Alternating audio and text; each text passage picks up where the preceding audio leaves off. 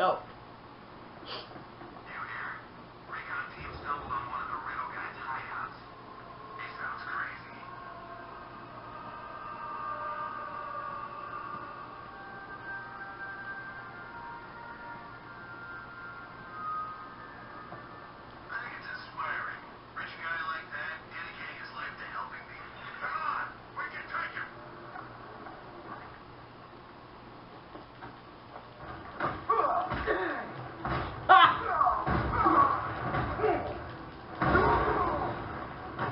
Come on.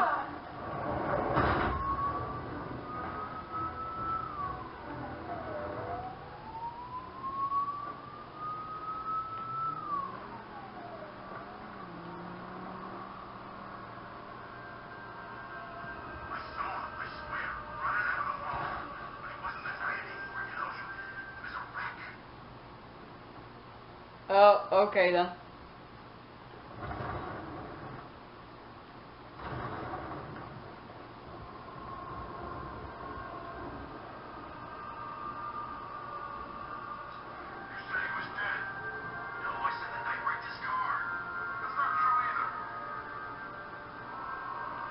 Hold on.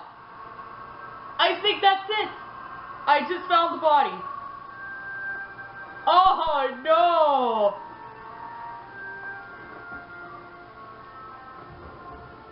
Alfred, I found a 5th victim. I feared you would, sir.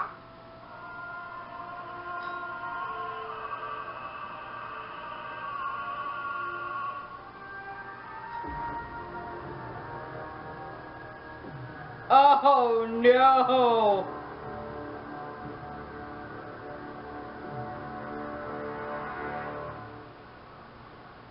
This is not good. Oh! That particular type of bleaching to the pigmentation of the skin denotes a chemical burn, most likely a chlorine-based substance. Oh! That was quick. Tracheal surgery to remove a cancerous growth has resulted in the victim being fitted with a voice box. Oh. Oh boy! The victim suffered a rare genetic disorder causing him to have 6 fingers on one hand. Alfred, the victim's name is Allison Weirs. She was an engineer employed at Ace Chemicals. That would certainly explain some of her ailments.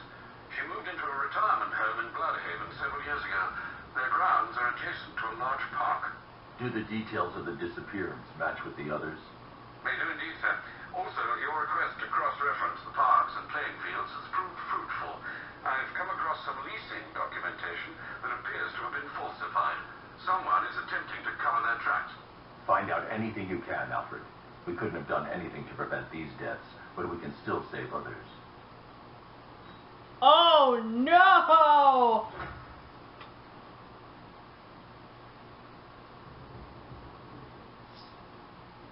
Continue this. The killer is mutilating and posing his victims and then putting them on display. He left opera music playing at the crime scene. He wants them to be found. Oh no!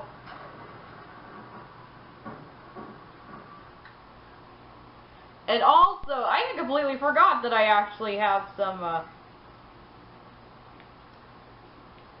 Oh, and there's a couple of bios I completely missed. Or not completely missed, but I didn't get to share. Okay, Thomas and Martha Wayne. Thomas and Martha Wayne, a physician philanthropist from Gotham City. I think he has blue eyes and she has brown eyes. Oh, and she also has blue eyes, pardon me. He has brown hair and she has light brown. He is 6'2", she is 5'10". Jesus, she's tall. He is 195 pounds and she's 140 pounds. Both appeared in Detective Comics issue 33, November 1939. Heir to the Wayne family fortune, Thomas Wayne also inherited the family's sense of duty towards the city of Gotham. Unlike earlier Waynes, however, Thomas was adamant in pursuit of a career of his own, working as a surgeon at Gotham General Hospital. Martha Wayne, formerly married name Kane, or not married name, but maiden name Kane, administered the Wayne family charities and foundations in his stead, spearheading campaigns to solve Gotham's homelessness and poverty problems. Their joint murder behind Gotham's Monarch Theater shocked Gotham, scarred the young Bruce Wayne, and it would eventually lead to the formation of his Batman identity, and both vast wealth and strong sense of civic duty. Next up, we have Red Hood. He is Jason Todd. He is a vigilante. So he's basically the resident anti-hero. However, the way that they characterized him in this game was just, it was tragic. He's in Gotham City, has blue eyes, black hair, 6 feet tall, 200 pounds. First appeared in Batman issue 635 in February 2005. Okay. Since vanquishing the Arkham Knight personas, Todd was able to lay his vengeance against Batman to the rest and began to heal the damage that was inflicted on him in the asylum. It was during this recovery that Red Hood was born. Now, while he's still once again aligned with his former mentor and wanting to rid Gotham of its criminal contingents, Todd's willingness to kill will forever keep them at odds. Okay, since Red Hood, he's a character, he is, he's a vigilante, but, he's a guy who, like Bruce, wants to rid away of the crime, of, all of these criminals, but he questions Batman's motives on actually how to deal with these criminals. And that's what separates these two from each other. He is an expert marksman, a martial arts master, driven by justice and willing to kill his enemies. And then lastly, we have Vicky Vale.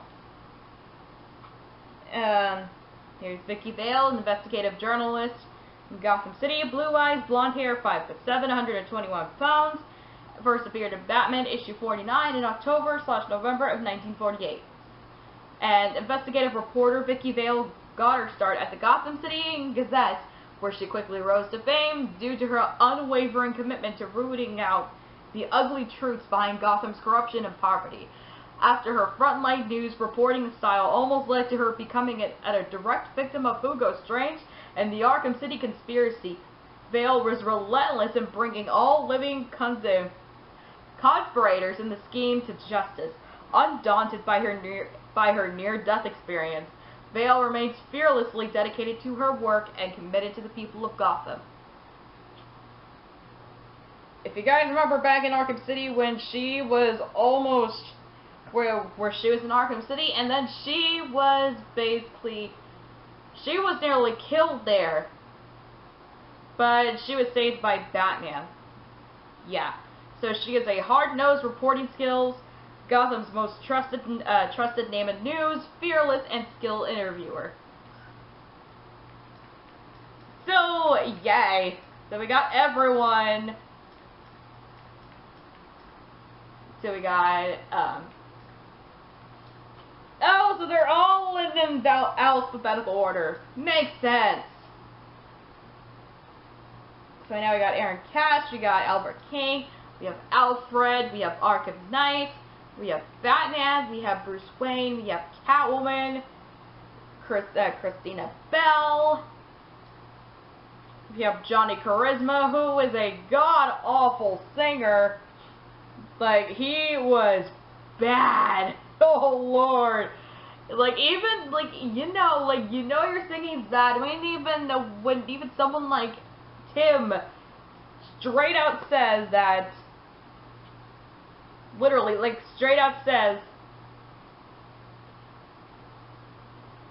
that the characters themselves, that, say Alfred is better at singing than him.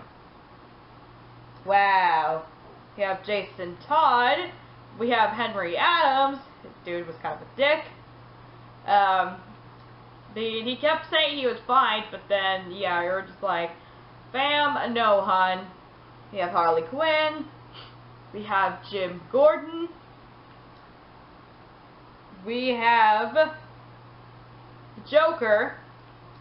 We have Lucius Fox. We have Thomas and Martha Wayne. Nightwing. We have Oracle. We have the Penguin. We have Ivy. Poison Ivy. Rest in peace, Ivy. Girl.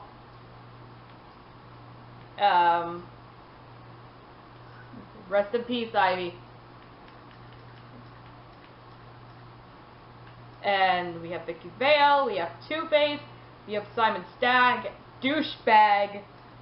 We have Scarecrow, who is now apprehended, and yeah, this guy is also apprehended, but also douchebag. We have Scarecrow. Man, my boy with Scarecrow has done so dirty in this game. Like, okay, the whole him, you know, kind of creating widespread fear. It's not a bad premise in itself. I mean, heck, Arkham City basically hinted at this sort of thing. But the delivery, the way how it actually turned out was just, it was all wrong. And also, let's not forget that Scarecrow is still channeling Freddy Krueger there. Robin, we have Robin, the Riddler, and then we have Red Hood. I still think that the Riddler looks like a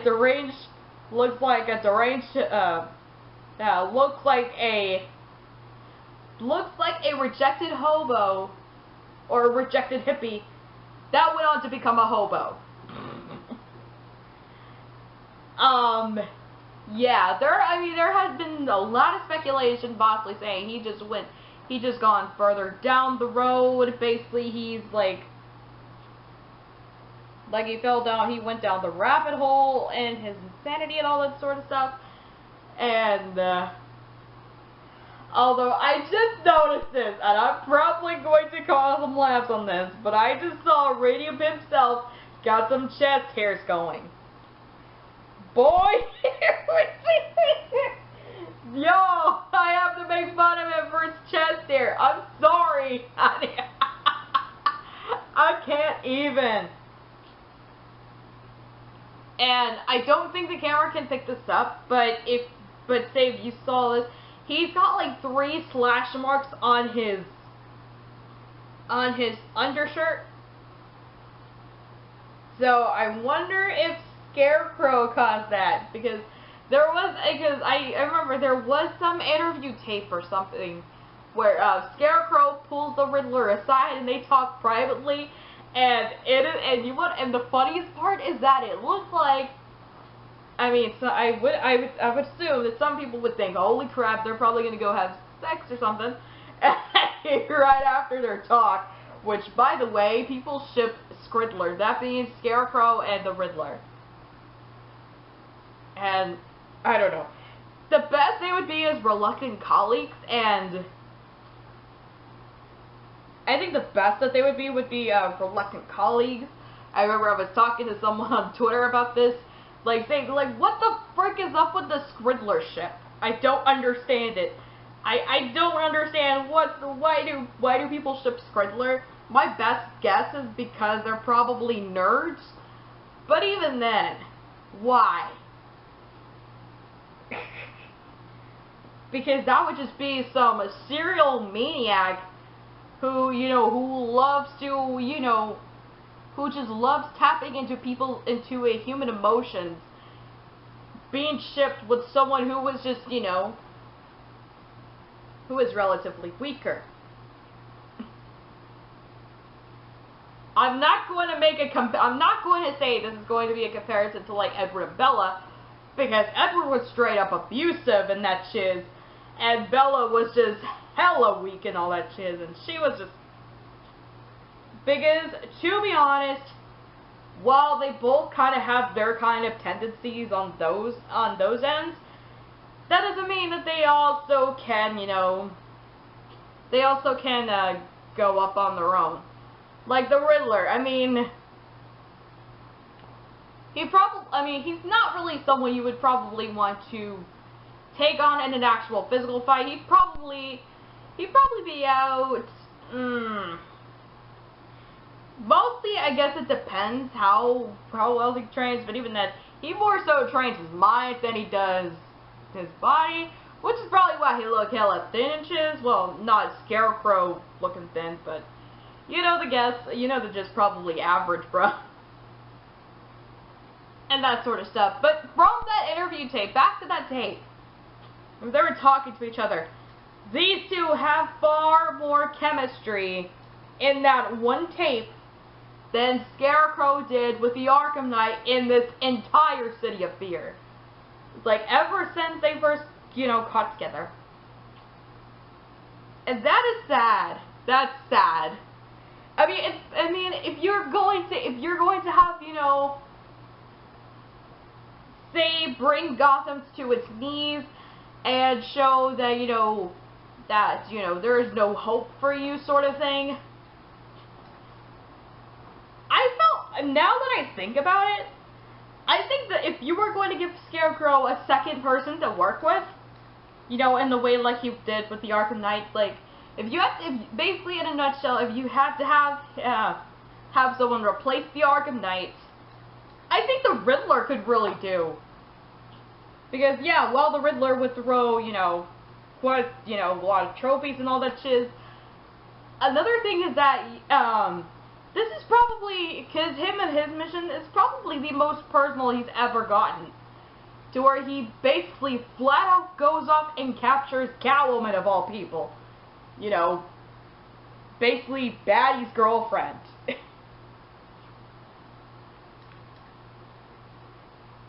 So, yeah. So almost in a way how the Scarecrow captured Ivy, you know, it feels like maybe the Riddler did that with Catwoman in a way. But it's not just Gordon and Barbara. Maybe they could try to, you know, they try to make it personal for Batman. They can also bring in Catwoman too. You know, you see, I think the Riddler and Scarecrow would probably work a lot better together with, you know, with the storyline, you know, what they were trying to do. Arkham Knights did not do Deadlift Squad. I'm sorry, honey. I know I said this in the last set, but this game could have been good if the story was good. Yeah. Shoot. Okay. Probably not.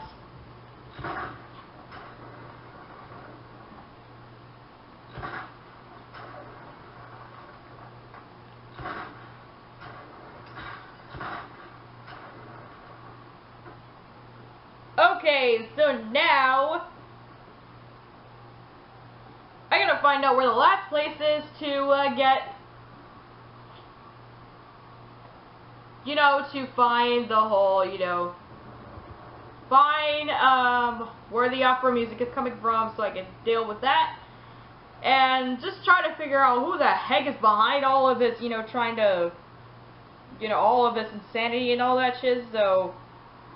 Oh, and then after that, I will then get to, Creature of the Night.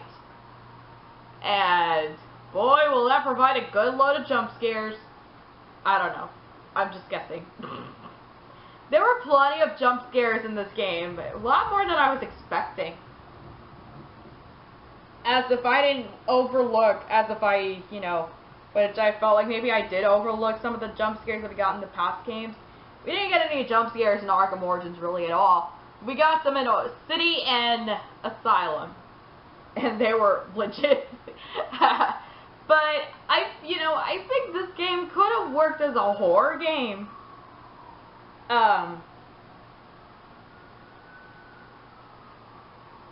Yeah. I could faintly see the rain. I can faintly see the rain hitting Batman on the cape. Nice. Okay, well now I'm making wild guesses on where the frick everything else might be.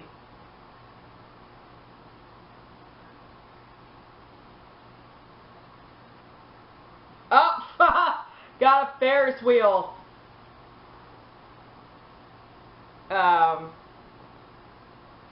Sounds like Jesus take the wheel. I don't know what's happening. I don't know.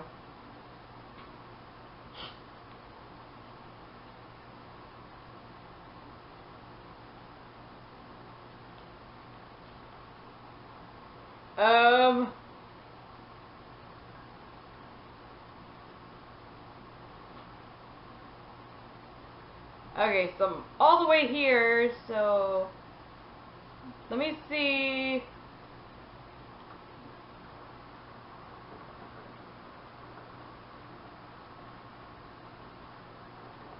What?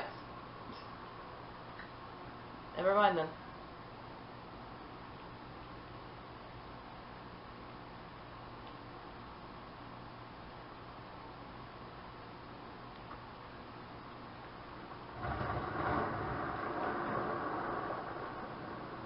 Oh!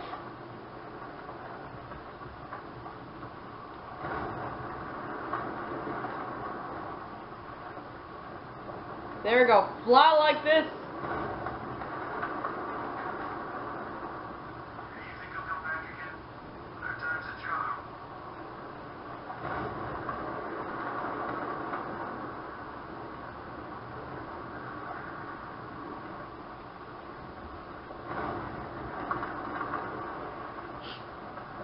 Oh! I'm not afraid of the bat. I've got a black belt in Krav Maga. Feel sorry for him, really. Wow, what'd you do?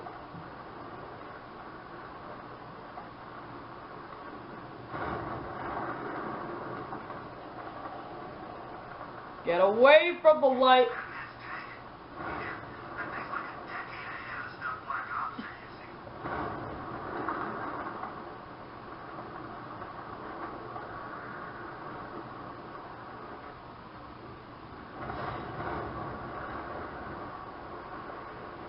Have you seen this gun?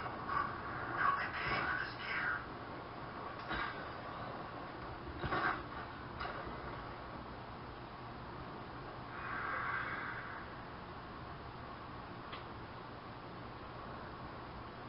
What?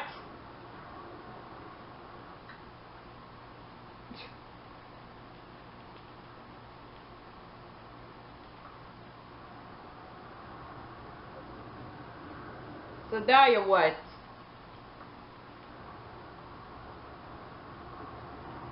You know what?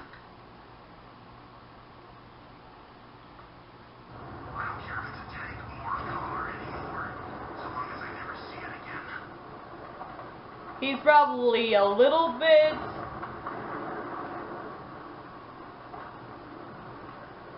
He's probably not happy that this is what his life has come to. You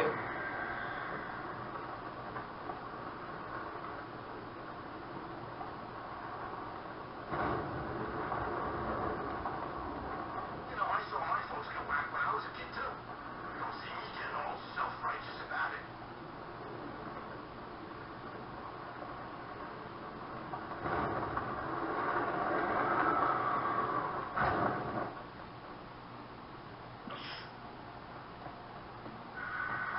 Break down.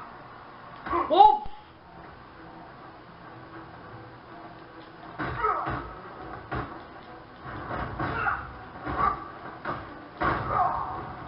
Oh!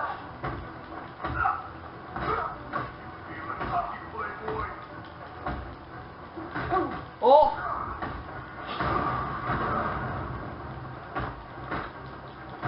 Nope! Whoop! We threw him! Oh.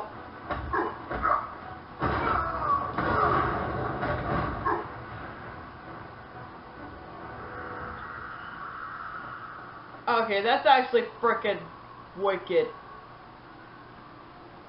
Not even gonna lie.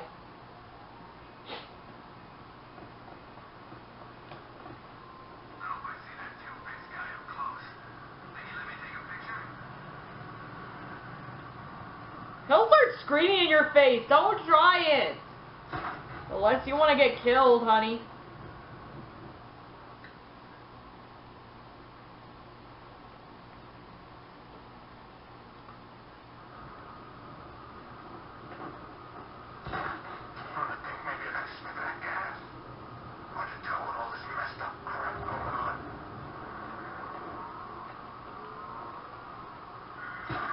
You want to sniff up the gas?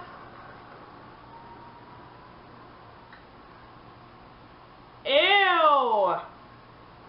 Why?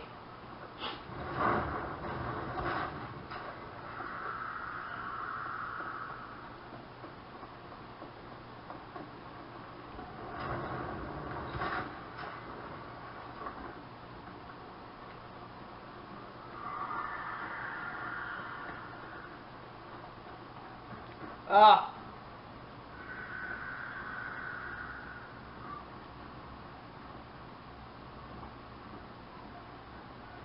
Gunrunners, plant people, riddle-obsessed crazies, flying demon things, bodies nailed to a frickin' wall, and now cults. I want to go home. Oh, poor guy. He's just had enough of it. He's just like, I hate it here.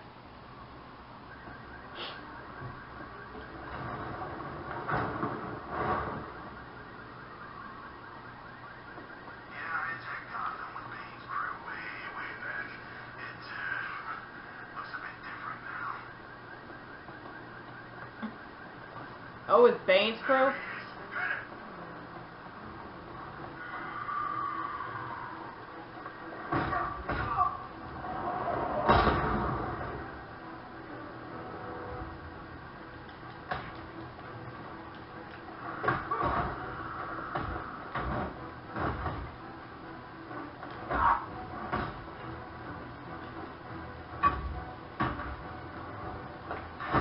Oh!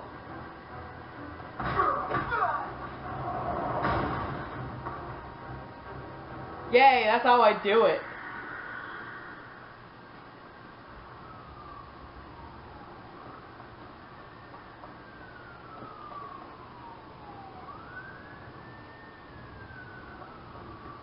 Look, would you just shut up about it? You scream too if you thought you son of a bat. Surely. He has. Not a pleasant experience, if might I add. Once in a lifetime opportunity. Couldn't turn down a chance to kill Batman. This will go down in history.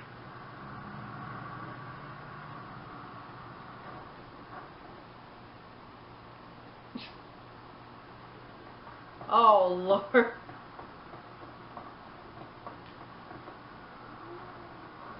This is about to get crazy fast.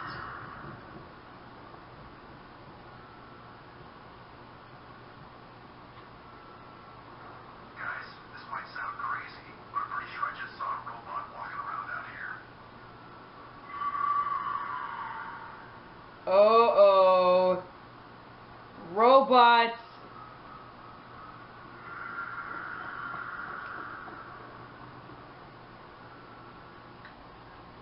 Nope.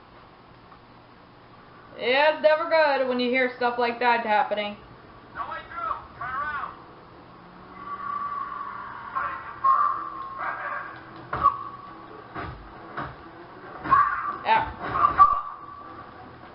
Ah! He threw him.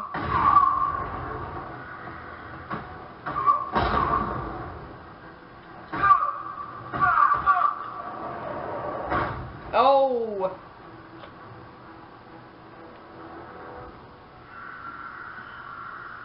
How's his head feeling? Not good after that.